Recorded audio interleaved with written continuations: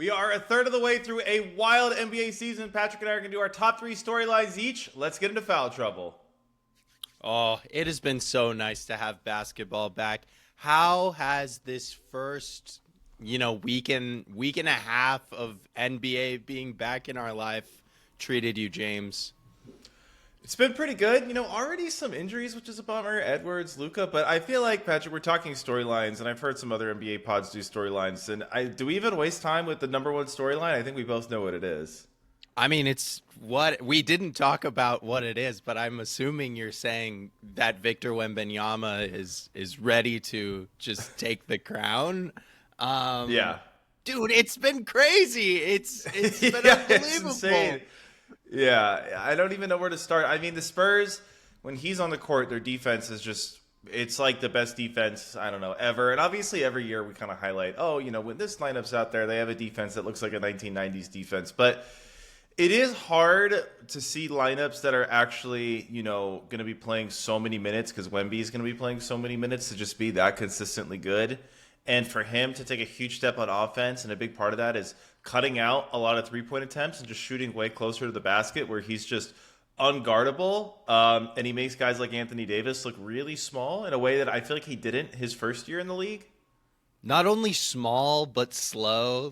You said the three-point attempt drop. 6 3-point attempts less he's shooting thus far this year, and he's averaging 6 more points per game, which is just completely the opposite of what you would expect when you hear that someone is shooting 6 less 3-point attempts per game. But I mean, on the defensive side, I think obviously it just feels so sustainable to me, and I think that there's upside for it to get even better. I'm not exactly sure how Fox is gonna factor into it, but Castle's only getting better. Harper has been awesome to start the season. My how guy fun Harper, is that guy? He's been really good, man. He's like the spark plug. When everything gets a little stale for them, he comes in and just saves the day. And then I feel like when we're in preseason prediction mode, there's a sense of there's real stuff, and then there's if this can work stuff. And all of the double big lineups that I've seen Wemby playing, I think those have all really panned out thus far, which has been really exciting, especially if you're a Spurs fan. And just, I don't know, the ball handling has looked so much sharper this season. I wrote down a couple questions on this topic. One, I wrote, is Wemby already the best player in the NBA? Which maybe we don't have to get into right now. And I think the answer is still no. But then I wrote down, how much better is Jokic at offense than Wemby is at defense? And then how much better is Wemby at offense than Jokic is at defense? Okay, so it's such a hard... Do you want to go into it? I mean... Yeah, let's do it. Come on. Everybody wants to hear about Wemby. He's taken over. French invasion. Well, so I've been on, Jokic is the best player in the world island since, 2021. I remember having a heated debate at one point the year the Bucks lost to the Heat. And I said, if you replace Giannis with Jokic, they would have won. And at the time, it seemed crazy, but I feel like history has looked back favorably on me with that take. But anyway, I don't think it's hyperbolic to say Wemby's the best player in the NBA right now. And the reason I think this is because it almost kind of goes back to the Embiid-Jokic debate, where Jokic is far and away the best offensive player. But I do think sometimes, and it kind of goes back to Shea last year, I do think sometimes when we compare Jokic to these other guys who their offensive weight comes a lot more from their finishing and scoring, we kind of diminish them because, Jokic can score and he can play make. But at the end of the day, 2 points is 2 points. I'd rather my 2 points come from an assist and get the whole team, involved and moving. But it doesn't take away from the effectiveness of a Shea or Wemby to be the finisher and Jokic to be the initiator. Now, I get that Jokic does both, but it's not like Wemby is a slouch playmaker. I don't know if he's a super plus playmaker. I mean, the guy's averaging under 3 assists right now, right? So I think Jokic is still, to me, clearly the better offensive only player and probably still maybe even better the better scorer. Yeah, I don't know if Jokic. It's tough because with Jokic, he just like is at the point in his career where he turns it on and turns it off so easily. And Wemby, I think he's kind of, entering that like 2006 to 2009 LeBron era where like his physical tools are at such a immense like level right now that like he doesn't have to like toggle in that way. But I mean, the best thing you can say about both of them is that they're both clearly three-level scorers and they can bring the ball up. They don't need anyone to set something up for them in a way that like we just don't really see from centers. And then the defensive side of it all is just like it's going to get harder and harder and harder to quantify what Wemby does on defense. One, because he's surrounded by great defenders, which makes his life a little bit easier. But like we saw the first 3 games, he had 18 blocks, and then people are just, they don't go in the paint around him anymore. So it's like there's one number that we're just not going to be able to use because he's like prime Rudy Gobert, like in a rim protecting. Don't disrespect Wembanyama like that. Hey, that's a 3-time Defensive Player of the Year award winner. My favorite Wemby blocks are the ones where the guy comes to like a jump stop by the hoop and they do a pump fake, which normally works against like any NBA player, even like an Anthony Davis, where if you can kind of just catch them, maybe they didn't even bite on your pump fake, but you're an NBA player and you're 3 feet from the basket, so you feel pretty good about letting it rip. And they see Wemby standing there. He might not even be the primary guy. He might literally just be lurking behind. Have you seen this thing Wemby does now where he crouches down to make it so guys don't realize he's there? Yeah, because he's I like, know if they exactly see me, if he sees me here, he's not going to shoot it, so I'm going to hide. But like, it's like, why are you guys trying this? He's going to block it. Well, and it's like they're so small, like in comparison to Wemby, that like I feel like the muscles don't like it takes that much time for it to get to Wemby's head. And his arms are already up because, I don't know. And you're going up. It's just, I don't know. It's like nothing we've ever seen before. And you know what I can't stop thinking about with just like, we knew this was going to happen eventually with Wemby. Oh, but the Olympics are going to be so crazy. Like, yeah. Them being in Los Angeles, Wemby like wanting blood from the last from the Olympic final a couple years ago. I don't know what Team USA is gonna do about that, but so I think right now where I'm at with Wemby is I think I have him behind Jokic, and for him to pass Jokic, I have to see it in the playoffs. Yeah, I think that's fair. Because I think the one thing we do see is in the playoffs, like, teams come up with strategies and new ways to defend you over the course of a series that you might not anticipate. And a lot of the times, I know Wemby's huge and he's big and he's added a lot of muscle. A lot of the times that comes from extreme targeting with screens, really wearing him out on defense, making him guard a dummy player who's running around just for the sake of wearing you out. Like, let's just see. Like, also, I think another thing that would be interesting with Wemby and Jokic, let's see where their minutes played is at the end of the season. It's another thing we never talk about with these like great player debates, but if player A is the better player but he's only able to play 6 minutes less a game, how do you factor that in? Does player B actually become the better player if the margin between them is small enough? I think because Jokic has shown he can play full 48s in the playoffs many times. Like, does Wemby have that in him? Like, I don't know. Like, let's see. Yeah. Also, it's like, what seed are these two teams going to be? Right now, it's really easy to talk about the Spurs because they are literally undefeated.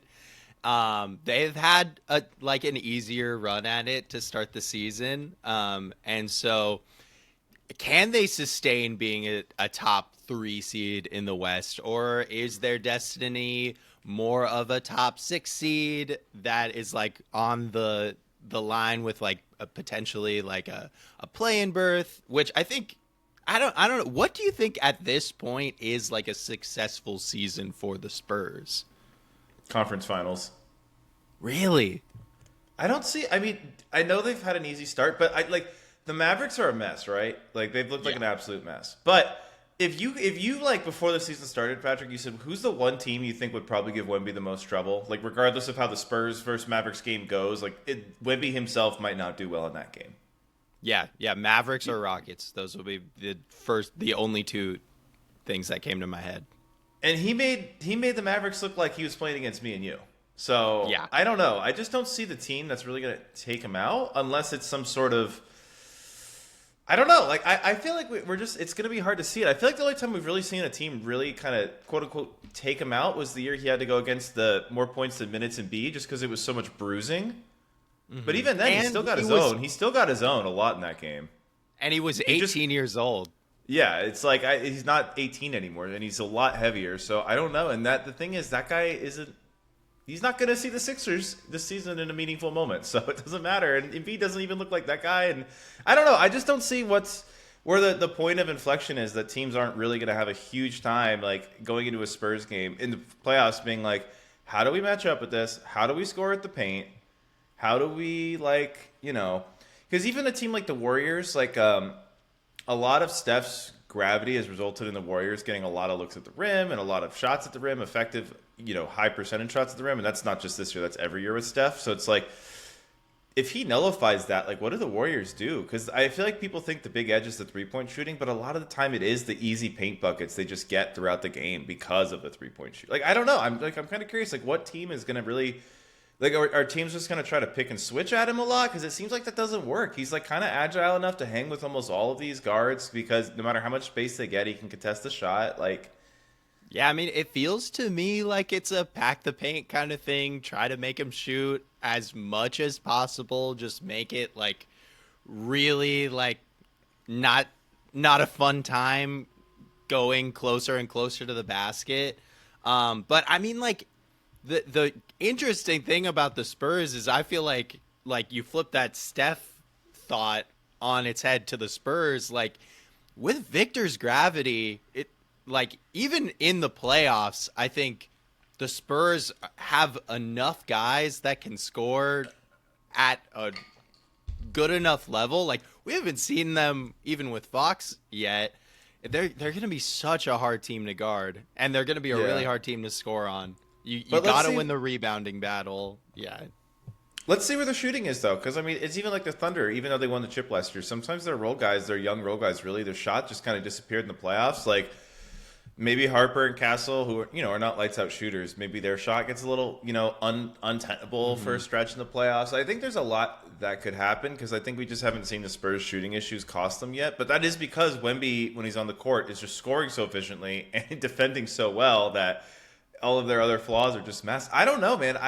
Obviously going into this season, we weren't talking about the Spurs like this, but looking across, like, I don't know. If I'm the Spurs, I just feel like given, like, I don't know, let's say the Spurs drop a bit, they end up at 4, and they're playing the Lakers. Like, the Lakers have no centers. Like, I'd be like, come on. I know their perimeter is so good, but we should be able to dominate the paint so much. It'll be such a structural advantage for us.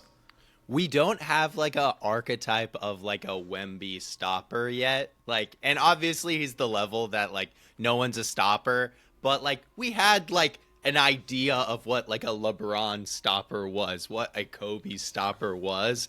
And I feel like that archetype just does not exist yet. And like, if it is like Lakers Spurs, maybe the Wemby stopper is like a LeBron James, or I don't know. Maybe it is just size. I don't know. He's so fast though.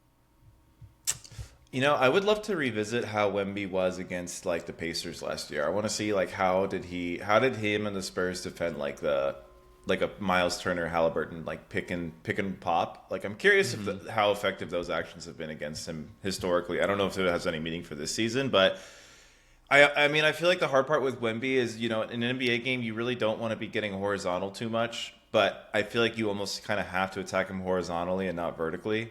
In terms of like, if you're running a pick and pop, it's not going to be that the ball handler gets downhill and the guy is in the trailer position. It's going to be like, if you pick and pop, ball handler's taking that toward the right wing, popper's going toward the left wing, you got to make the spacing. I don't know. That's just a hard action, though, because then you open up stealable passing lanes. There's a lot of structure. What are the other three players doing to support that kind of spacing and movement? It's not an easy action to run, but I almost feel like attacking him in that horizontal fashion is probably the best way to go about getting him uninvolved in a set. But I don't know.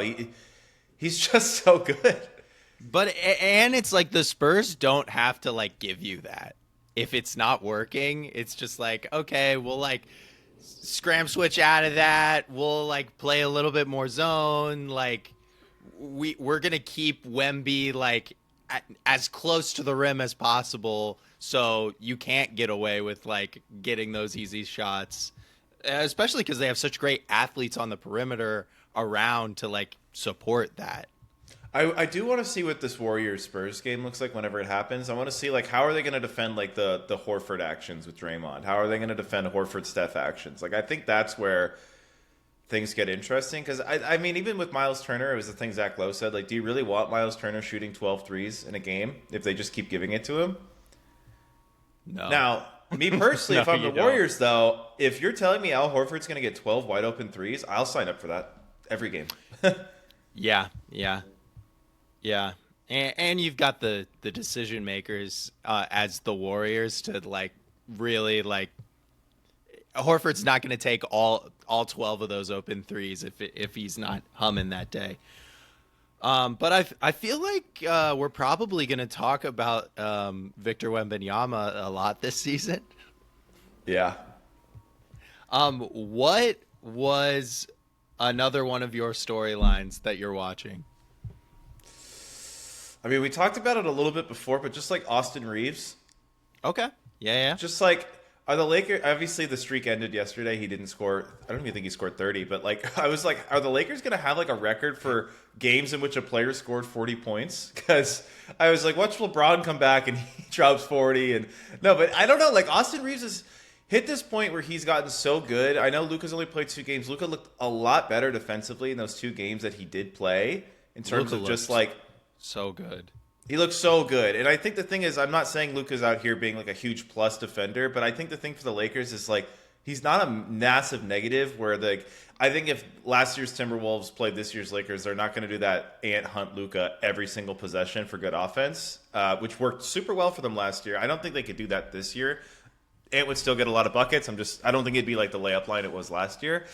And so I kind of feel a little bit better about this being the Lakers' version of what a good Mavericks team looked like, which was Luka and a really good secondary ball handler and the big guy going forward. Because I think part of me was like, I don't know if this Reeves-Luka pairing will ever work defensively, but I think offensively it's so good that they kind of just have to go for the Mavericks build that the Mavericks ended up last time, where it's like we're going to load up with Lively and Gafford and hopefully get a good shooter in the 3-4 spot and roll from there. And I feel like the Lakers are almost kind of...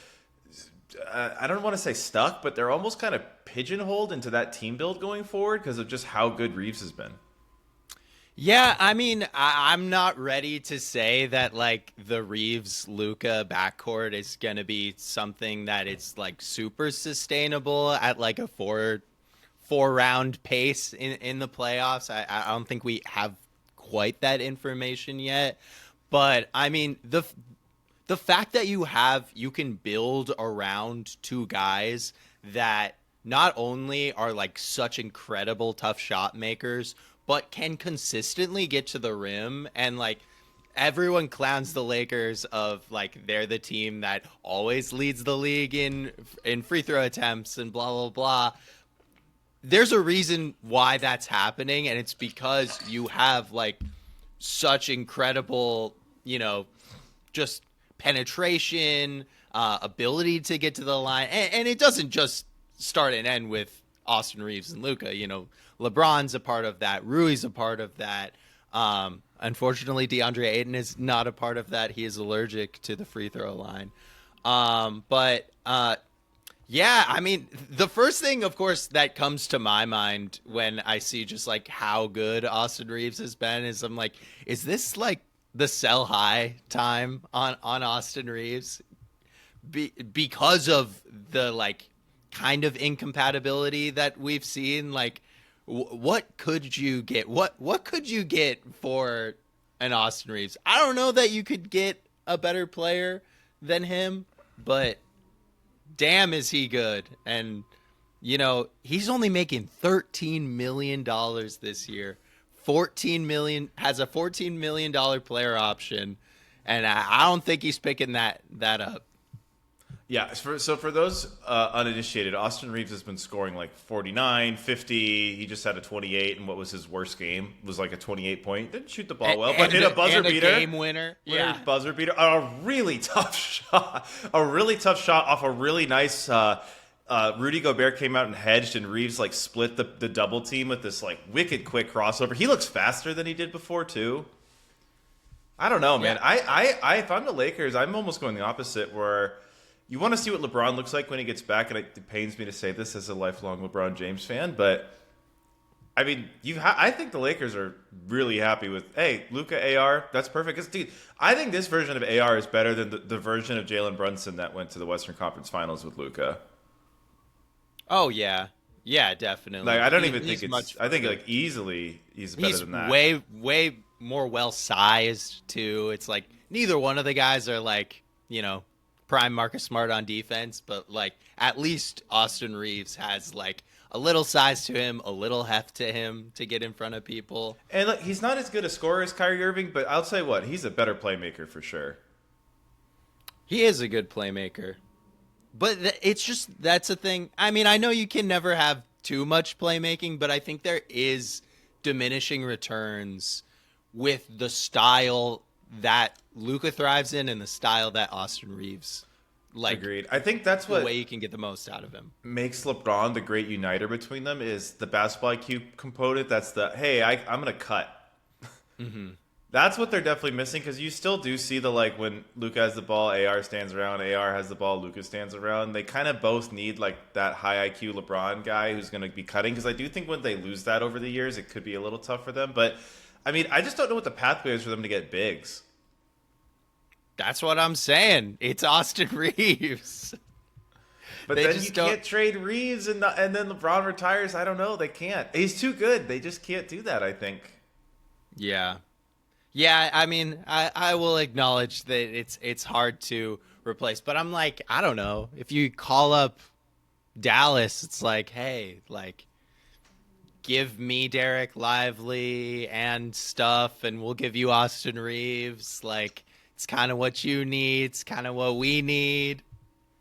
But also if you see Wemby, you're like, doesn't matter how good our center is. We just got to try to outscore them. Yeah, maybe. Okay. I'm surprised this wasn't on the top of your list, James. Are the Sixers a contender?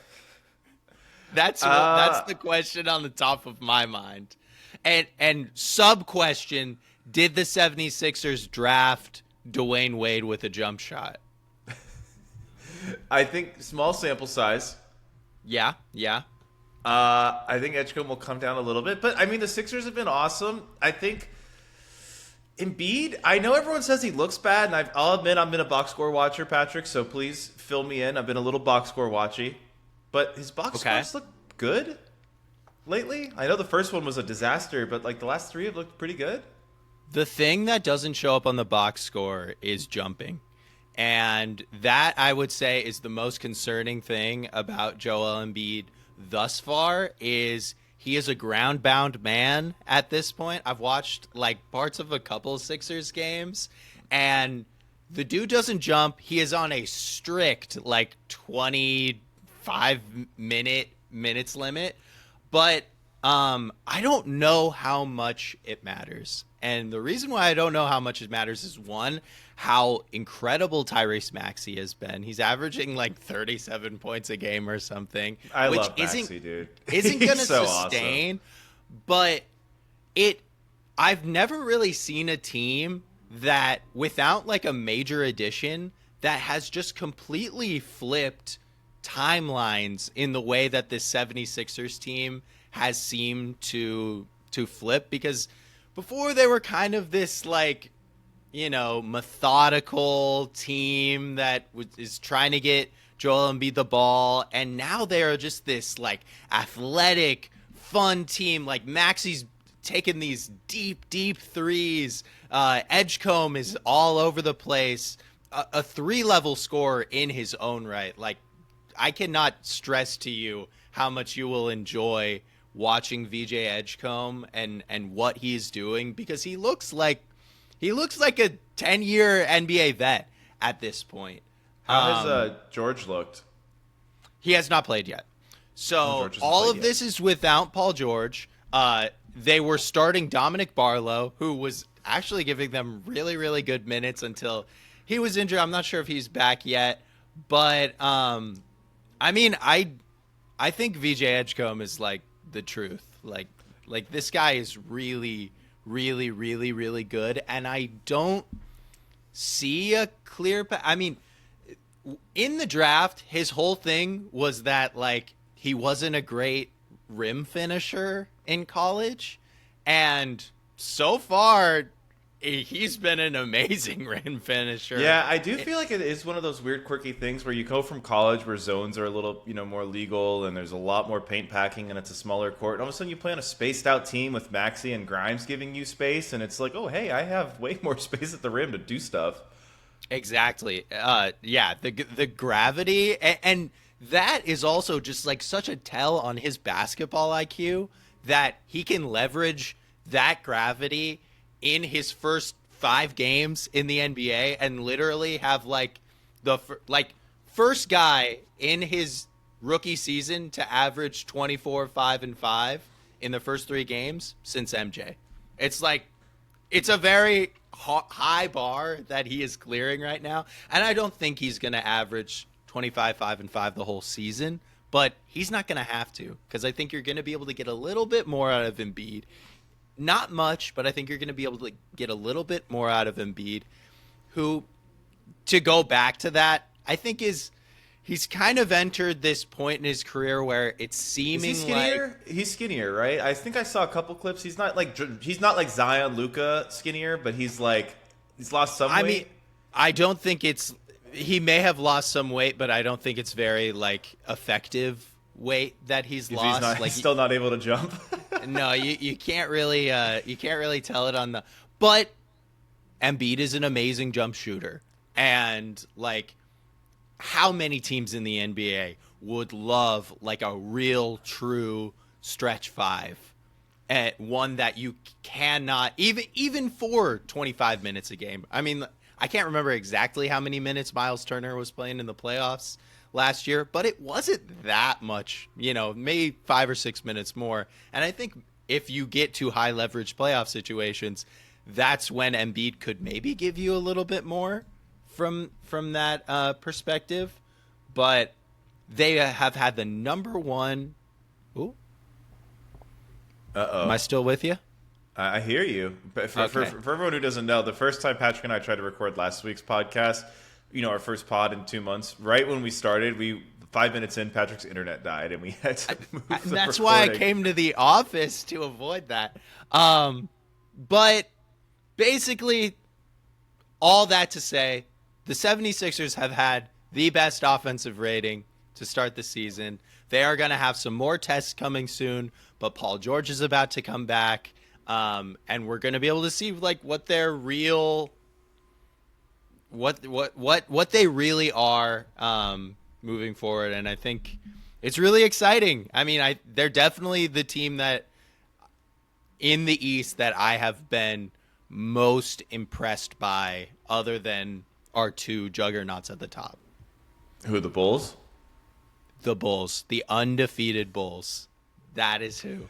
Yeah, I've had like a torrential storm of in-laws and out of state friends visit me, so I've caught only like late West Coast basketball games. I've like completely, the Eastern Conference has just not been a part of my life for the first 2 weeks of the season. Well, it's okay.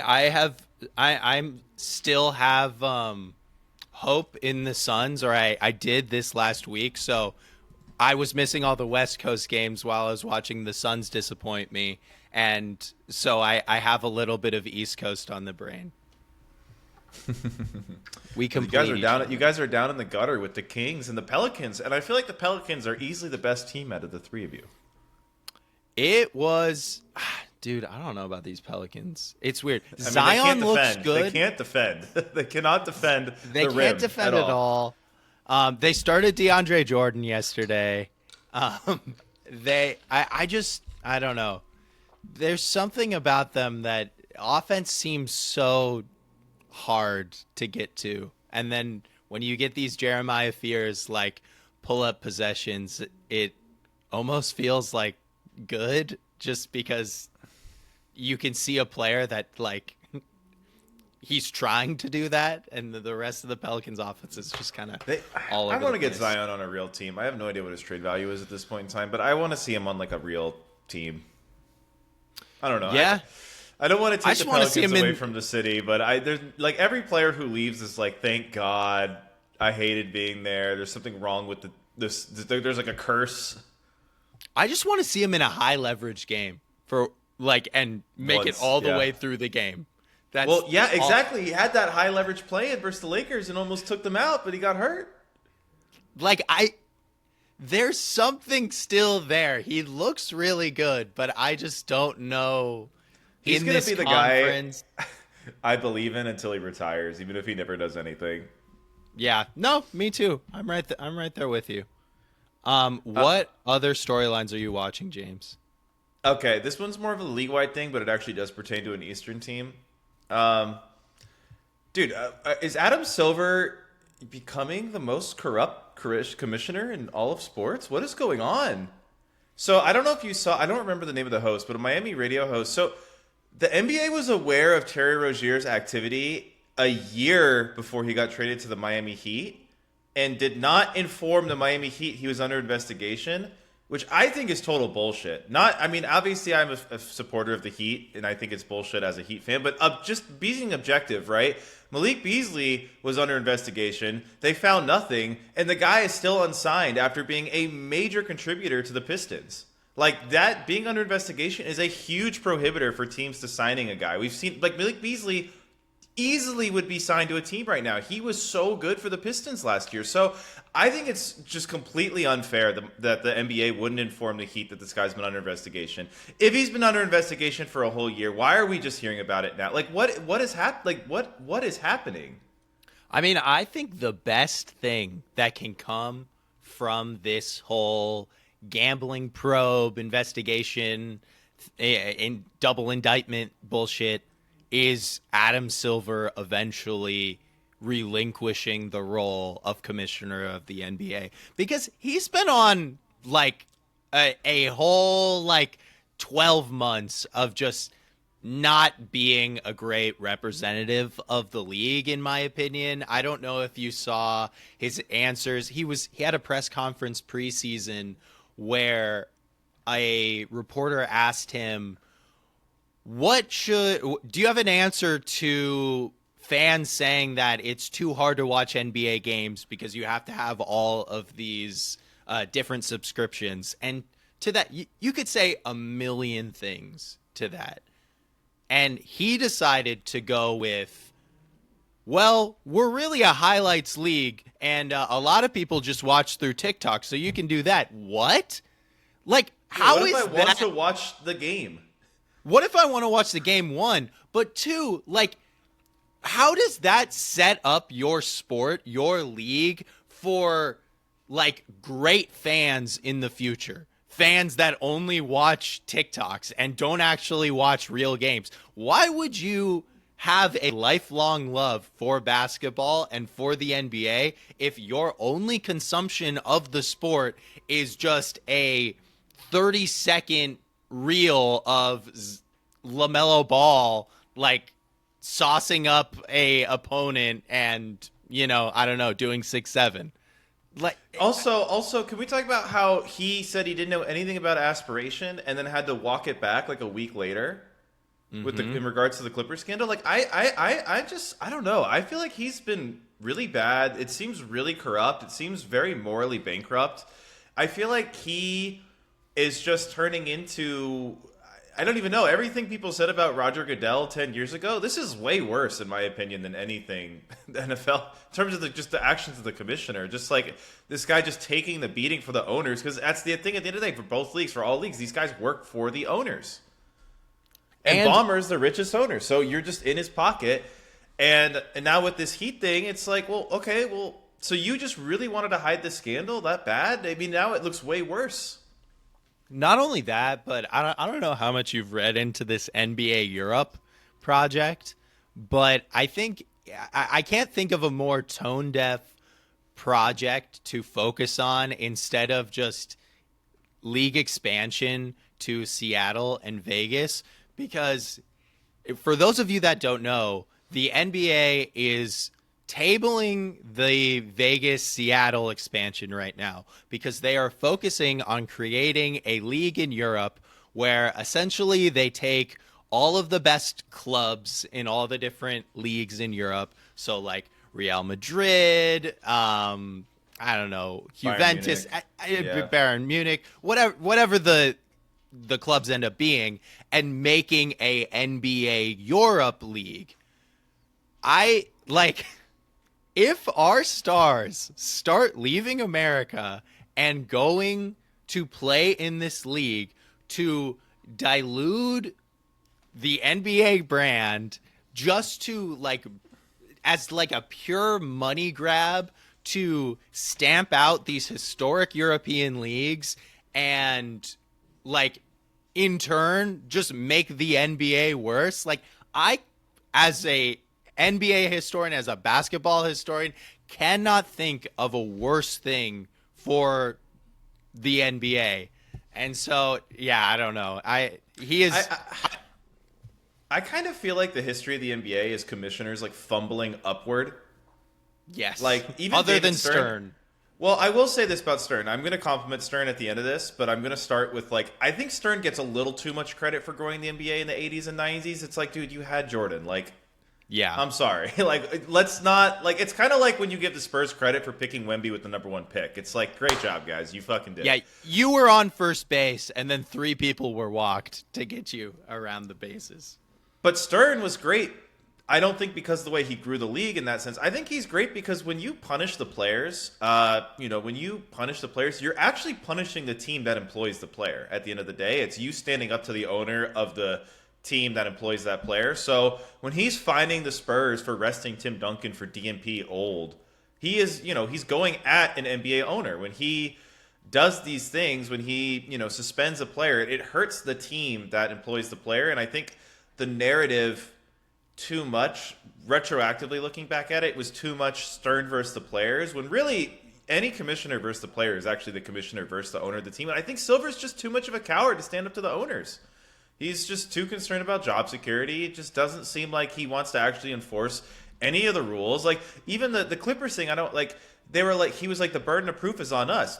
I think it says the explicit opposite in the bargaining agreement, that the burden of proof is actually on the Clippers in this case. So I don't know. I don't think he's going to go anywhere, because if you're an owner, I mean, he's just a glorified mouthpiece for you. And the one owner he really needs to be attacking is apparently beloved or feared by every other owner. So we're just in this weird power grab where corruption is just running everything with this league right now. I don't know. I think it's really messed up. And if I'm Mickey Arison, I'm dude, what the fuck? Why do I have Terry Rozier on my roster? He should be in the Malik Beasley zone right now.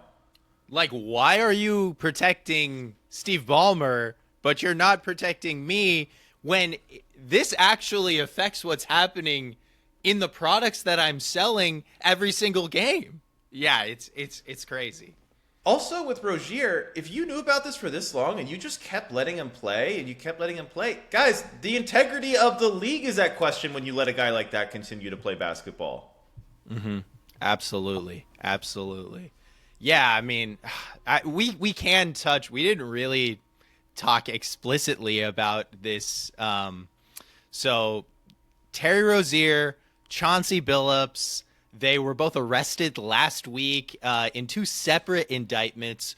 The Chauncey Billups indictment being one that centers around a series of underground poker games run by the mob, where Chauncey Billups is the face card, that was their term, and basically getting people who want to gamble with NBA players in the door into these rigged poker games where there's all this insane technology.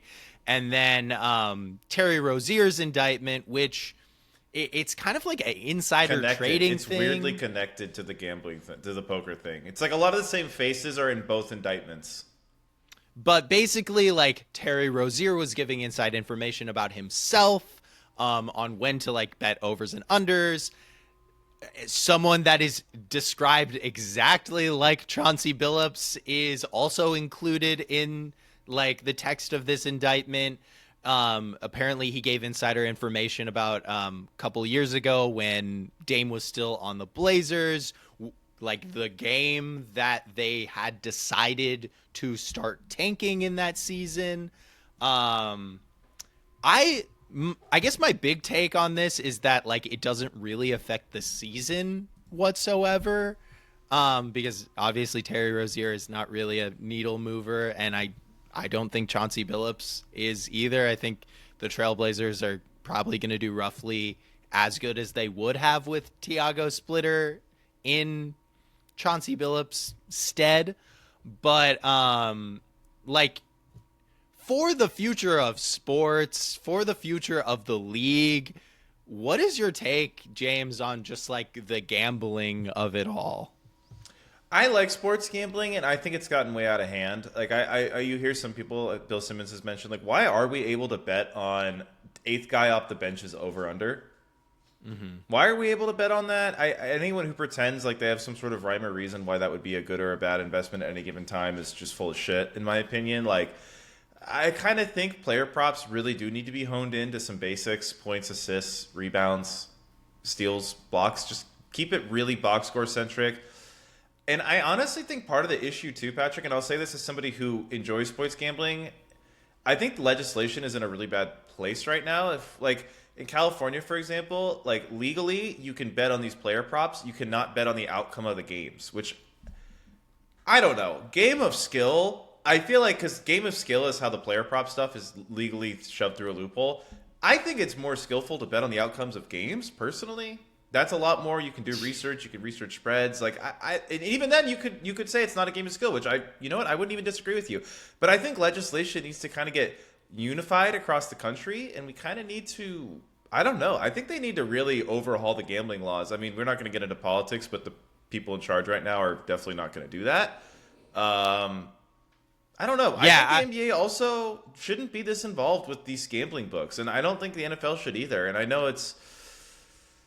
I don't think ESPN should either. I don't think ESPN should. I mean, it's also like, you know, this is going to, like, everyone's like, Las Vegas tourism is dying. Well, all the sports books that people used to love, if you're a Los Angelite, you go to Vegas because it wasn't legal here, so you could place your bets.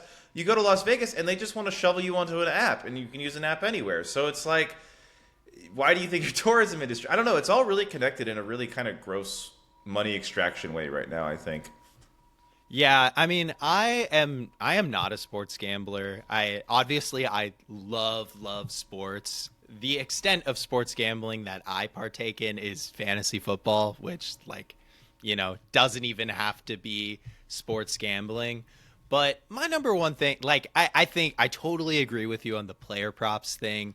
I think it's just asking for problems, and because I don't think that there is a feasible way to fix the injury, like, announcements. Like, there's just no way that you can have player props without there being some level of, like, insider information trading, which, like, I guess is fine, but you're just like, it's a very slippery slope to get game fixing. It's a very slippery slope to get massive corruption in the sports. Just look at European sports and what's going on over there right now. There's like an Italian soccer league where, like, just like it's completely overrun by, like, the mafia and, like, all of this insider information trading. But more like on a spiritual level, the, like, issue that I have is I feel that the part of the reason why people struggle to connect with teams nowadays, I think some of the reason that people, like, connect with players so much more, which I don't think is healthy for the league, is that so many people only watch sports through the lens of like, I don't even care what the score is. I don't care what's going on in the league. I just need DeAndre Iguodala, Jordan to get 9 rebounds. That is all I care about.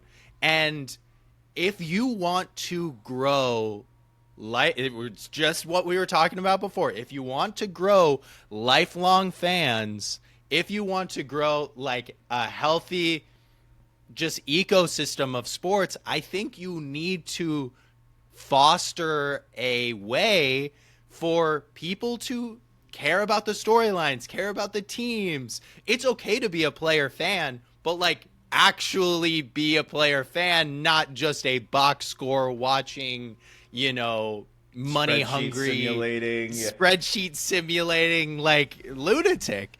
And like, we don't see it right now, but I think at some point there needs to be a split of these two industries of like, there's the sports industry and there's the gambling industry.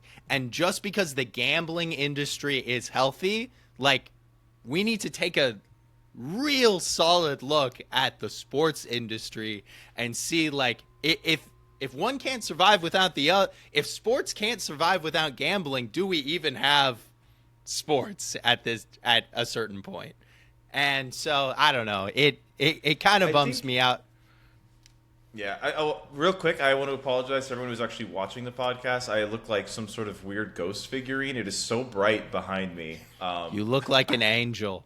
Yeah, so for those just listening, you're spared. But I also think basketball is a lot more susceptible to this than some other sports. I think, in America, we've got football as the other sport people bet on pretty religiously, and the NFL is pretty intertwined with like its gambling sponsors. But like in the NFL, if you have like a third string running back who's just fumbling the ball, he might just lose his whole career. Mm-hmm. So the incentives for just tanking one game or 2 games over an 82-game season are so much higher for these guys than they are in that league. And I think that's why you're seeing also the NFL, they had a scandal, not even a scandal. I mean, they kind of made it a scandal where Lamar Jackson was good to go and then he was injured like last second. And the NFL is like now considering taking draft picks away. And I think it kind of goes back to like, you need commissioners who are not afraid of the owners. Yeah. Yeah, that's a great point. Yeah, and it's just like, when there's more games, there's more, you can kind of fuck around with what's going on in those games. But I think that's why, I guess, like, I personally would be opposed to just the outright banning of sports gambling, but that's why I also do kind of think, like, it should be going back to traditional gambling where you're betting on the outcome of the game. You're not betting on Terry Rozier to score 4 or more points. Like, you're betting on the Heat to beat the Grizzlies, like, or you're betting on the Grizzlies to beat the Heat. Like, I don't know. And let me be super clear. Like, I am not for the outright banning of sports gambling. I think, honestly, I'm in a place where it's like, if the people want it, if they voted for it, like, I am for it. It's an industry, like, in the greater like economic view, I suppose it is actually good for us as a country to a certain extent. I mean, who knows like how many people are like losing their lives because of the gambling. But I think the barrier to entry is just way too low. It's just way too easy to do it. And I can't speak for every state, but it does just feel so weird in California that it's quote-unquote illegal, but the version of it we actually have access to here in the state is like the grimiest version of it. It is. Yeah, it's such a weird cop-out that it's like, it's illegal here. It's like, no. Like, I would almost rather it be like, hey, there's like 4 cities in America you can go place a bet at. Like, I almost would kind of prefer that. I don't know. Yeah. I mean, I would too, but I feel like we might end up there again. It feels like this stuff's kind of cyclical, but it will probably be like 50 years from now. It's like gambling prohibition. Exactly. Like I mean, bookmark this now. I think that is a real thing that could and will happen eventually, because we're just scratching the surface at seeing how gambling has infiltrated the minds of the athletes that we watch. but what gambling is doing to the people just in our society, I feel like we have no idea what the impact is just yet. Yeah, I mean, to harp on one thing that's kind of was almost like the initial topic, is just the way fans are treating players for not hitting their, overs or their unders. It's just like, bro. I mean, most people are not spreadsheet bettors. They're not, going into it thinking, oh, I'm probably going to lose most of these, especially these people doing these massive parlays that get messed up. That's the whole point of a parlay. The book knows you might hit 6, but that 7th one is so unlikely to happen for you to go 7 out of 7. And it's just like, I don't think people realize if you treat it like a spreadsheet, you'll probably be a lot happier than if you put a lot of emotional weight into it. Yeah, and you almost said it right there, but it's like, in America right now, with we've seen a lot of violence lately, and it only takes one crazy person that is angry at a player for not getting that extra yard or getting that extra rebound to, I don't know, for something really bad to happen. And hopefully that doesn't come to fruition, but it seems kind of inevitable.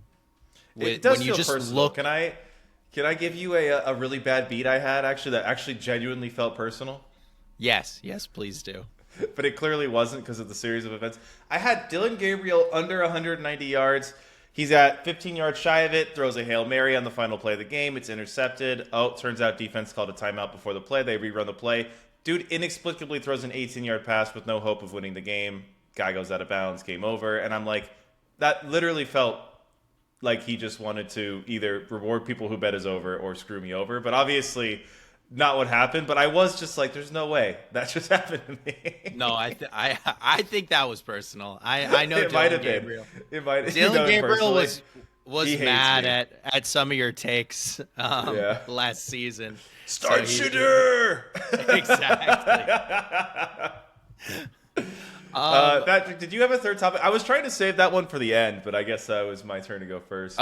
It was a good one. I had one more thing that I wrote down that's a little fun, and it is this the year from hell for Indiana, and do we have a potential Tim Duncan situation? I don't know how closely you have been following what's been going on with the Pacers, but so I watched the first game, Pacers first game, Pacers Thunder. An amazing game, goes into double overtime. They look like the Pacers that we saw in the finals. They are putting up a great fight. And in that game, Andrew Nembhard gets hurt. And since then, we have had, of course, Tyrese Halliburton is out for the season with a torn Achilles. Benedict Mathurin has played 73 minutes. Before getting injured, he's now week to week with a right toe sprain. Obi Toppin played 82 minutes. He is now out at least a month with a right foot stress reaction. Andrew Nembhard has no timetable for his return after playing 17 minutes. And TJ McConnell is yet to play, but is expected back sometime around November 9th. They are currently 0-3. And I think 0-4 now. And I'm like, it's just something that I'm going to be following. If this team can, do you remember? Sorry, I got to go back a little bit. I'm going too fast. That's what the Pacers do. They go really fast. Yeah, that's their whole thing. Do you remember the trade that the Pacers made in the finals last year? Yeah, in the middle of the finals. In the middle of the finals. I don't remember the details. I just remember being like, I didn't know that was legal. The Pacers traded the rights to Mojave King and their 2025 last year's first round pick to the Pelicans for their own 2026 first round pick back.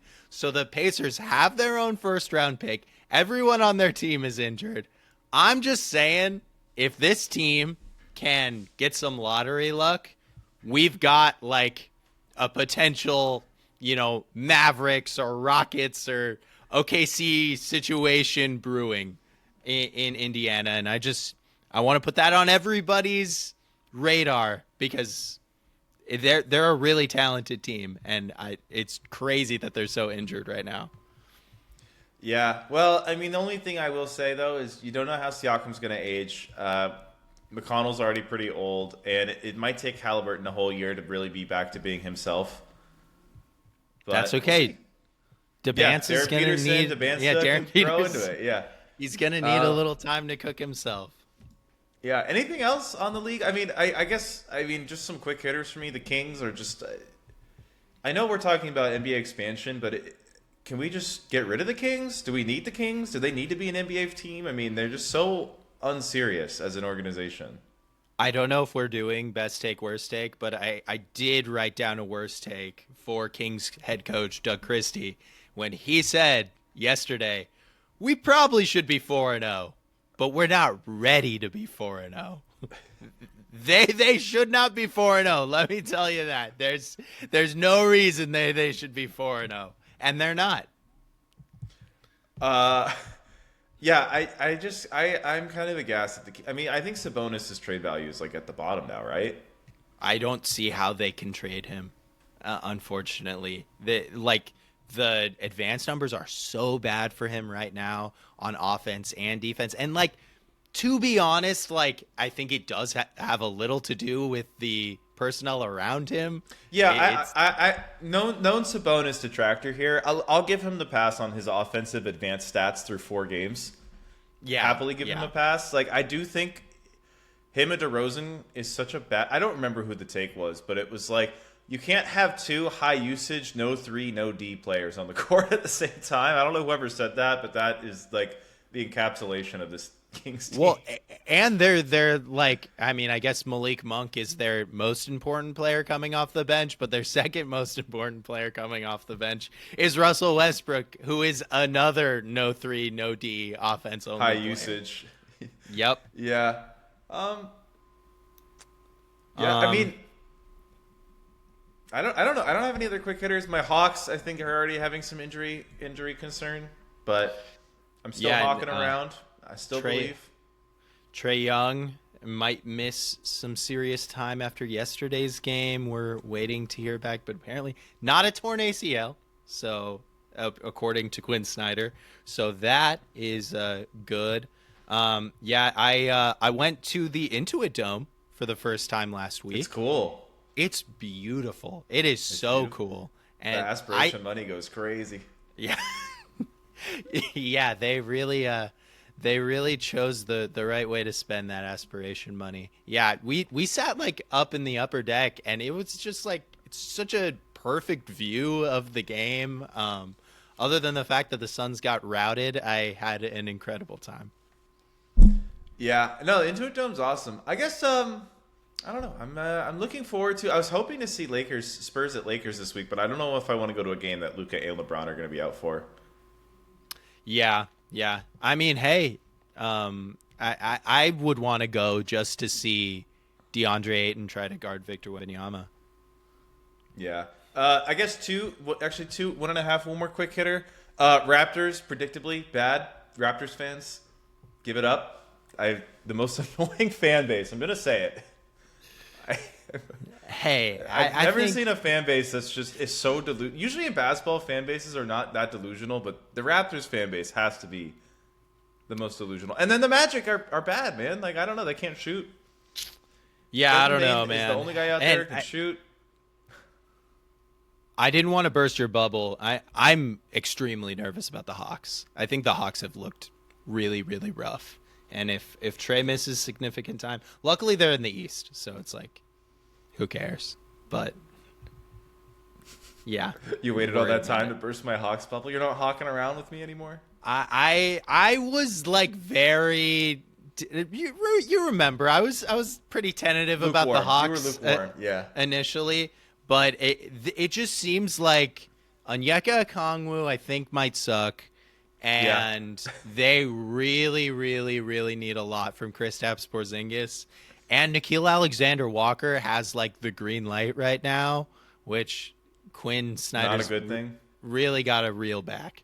But I think even with just casual success, they should be able to make top 6.